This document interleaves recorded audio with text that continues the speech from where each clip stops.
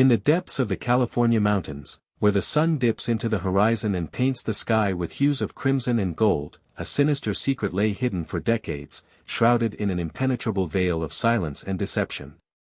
It was a place where the very fabric of humanity was torn apart, where the darkest corners of the human psyche were exposed, and where the horrors that unfolded would haunt the dreams of even the most seasoned investigators. This is the story of the Boneyard, a secret concrete bunker that would become the focal point of one of the most shocking and disturbing cases in the annals of the Federal Bureau of Investigation's history. The year was 1988, and the small town of Oakwood, nestled in the heart of the California mountains, was a tranquil haven, where the air was crisp, the water was pure, and the people were friendly. It was a place where children could play outside until the streetlights came on, where neighbors became like family, and where the local diner served as the town's gathering place. The diner, with its cozy atmosphere and warm decor, was where Samantha Jenkins spent countless hours, sipping coffee and chatting with the locals. She was a bright and beautiful young woman, with a quick wit and an infectious smile. Samantha had a way of making everyone feel seen and heard, and her laughter could light up a room. She was a free spirit, with a passion for hiking and a love for the great outdoors. Her friends and family described her as a ray of sunshine, always looking on the bright side of things, and never failing to lift the spirits of those around her. Samantha grew up in Oakwood, surrounded by the love and support of her family and friends. Her parents, Mark and Sarah, were high school sweethearts, who had built a life together in the small town. They were devoted to their daughter, and encouraged her to pursue her dreams, no matter how big or small they may seem. Samantha's father was a rugged outdoorsman, who taught her how to hike and camp, and how to appreciate the beauty of nature. Her mother was a talented artist, who inspired Samantha's creative side, and encouraged her to express herself through music and art. As Samantha grew older, she became increasingly independent, and began to explore the world beyond Oakwood. She attended college in a nearby town, where she studied environmental science, and developed a passion for conservation. She spent her summers working as a park ranger, and her winters volunteering at a local animal shelter. Samantha's love for the outdoors, and her commitment to making a difference, inspired those around her, and earned her a reputation as a kind and compassionate person. But on the evening of August 15th, Samantha failed to return home from a solo hike in the mountains, leaving her family and friends with a sense of dread that would only intensify as the hours ticked by. Her parents, Mark and Sarah, waited anxiously for her return, but as the night wore on, they began to feel a sense of unease. They tried calling her friends, but no one had seen or heard from her. They drove to the trailhead, where Samantha had started her hike, but her car was still parked, and there was no sign of her. As the search for Samantha began, the authorities were met with a wall of silence, as if the very mountains themselves were concealing a dark and sinister secret. The FBI was called in to assist with the investigation, and it was then that the unthinkable happened. Deep in the woods, a team of agents stumbled upon a hidden entrance, expertly camouflaged to blend seamlessly into the surroundings. As they made their way down the narrow tunnel, the air grew thick with the stench of decay, and the sound of dripping water echoed through the passageway like a mournful sigh. And then, they saw it, a secret concrete bunker, hidden beneath the earth, where the remains of Samantha Jenkins and at least a dozen other victims lay entombed, their bodies brutally murdered, and their bones stripped of all flesh. The investigation that followed would be one of the most complex and challenging in the history of the FBI. The agents were faced with a daunting task, to unravel the threads of a sinister plot that had been years in the making, to identify the perpetrator, and to bring them to justice. The crime scene was a masterclass in deception, with every detail carefully planned and executed to mislead and confuse. But the FBI's team of experts was undaunted, using every tool at their disposal to analyze the evidence, from the microscopic examination of hair and fibers to the painstaking reconstruction of the victim's final moments. As the agents began to process the crime scene, they noticed a peculiar symbol etched into the wall of the bunker. It was a crude drawing of a skull, with a serpent coiled around it.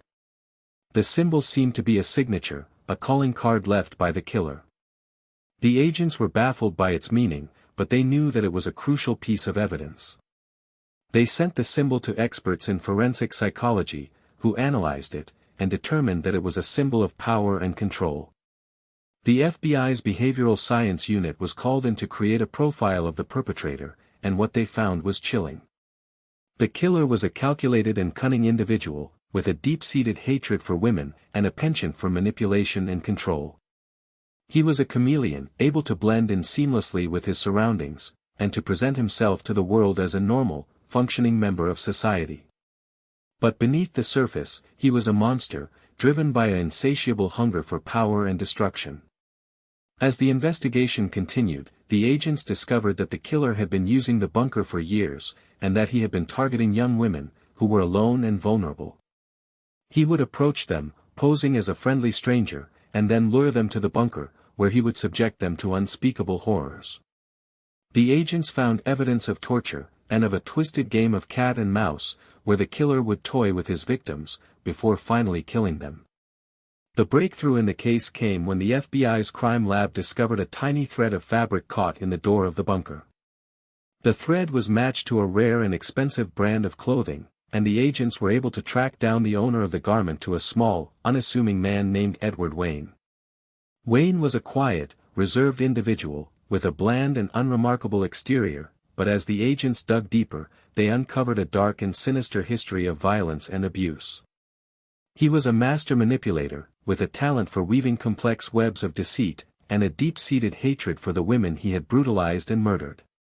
The arrest of Edward Wayne was a dramatic and intense moment, as the agents closed in on their suspect, and brought him to justice. Wayne was taken into custody, and as he was led away in handcuffs, he seemed to be smiling, as if he had finally been caught in his own game of cat and mouse. The agents were shocked by his calm demeanor, and by the lack of emotion in his eyes. It was as if he had been waiting for this moment, and was now ready to play his final card. As the trial approached, the true extent of Wayne's depravity became clear, and the nation was shocked and horrified by the revelations that emerged. The Boneyard, it turned out, was just the tip of the iceberg, a small part of a much larger and more complex network of secret bunkers and hidden chambers, where Wayne had carried out his twisted and sadistic fantasies. The evidence was overwhelming, and Wayne was convicted of multiple counts of murder, and sentenced to life in prison without the possibility of parole. The trial was a grueling and emotional experience for the families of the victims, who were forced to relive the horrors of their loved ones' deaths. They sat in the courtroom, listening to the graphic details of the crimes, and watching as Wayne showed no remorse, and no emotion. The families were supported by the FBI's Victim Services Division, who provided them with counseling, and with a sense of closure. The division's experts worked with the families, to help them understand the investigation, and to prepare them for the trial. As the verdict was read, the courtroom erupted in a mixture of emotions, with some people crying, and others cheering. The families of the victims hugged each other, and thanked the agents, who had worked tirelessly to bring Wayne to justice. The agents, who had dedicated themselves to the case, were overcome with emotion, as they realized that their work had finally paid off. But even as justice was served, the case of the Boneyard would leave a lasting impact on the agents who worked on it, and on the families of the victims who were finally able to find some measure of closure. The experience had been a harrowing and traumatic one, and it would take years for the wounds to heal. The agents would never forget the horrors they had witnessed, and the families would never forget the loved ones they had lost. As the years passed, the case of the Boneyard would become a cautionary tale, a reminder of the dangers of evil, and the importance of seeking justice. The FBI's crime lab, with its cutting-edge technology, and its team of expert scientists, played a crucial role in solving the case, and it serves as a testament to the enduring power of hard science, and real justice. The community of Oakwood would never be the same, as the case of the Boneyard had left a scar, that would take years to heal. The townspeople would always remember the horror, and the tragedy, that had occurred in their midst. They would remember the victims, and the families, who had been torn apart, by the actions of a monster. The town would come together, to support the families, and to heal the wounds, that had been inflicted. As we look back on the case of the Boneyard, we are reminded of the darkest aspects of human nature, and the devastating consequences of unchecked evil.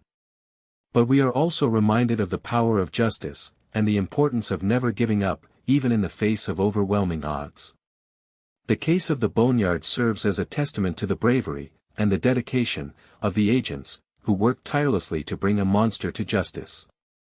It serves as a reminder, that even in the darkest of times, there is always hope, and that justice will always prevail.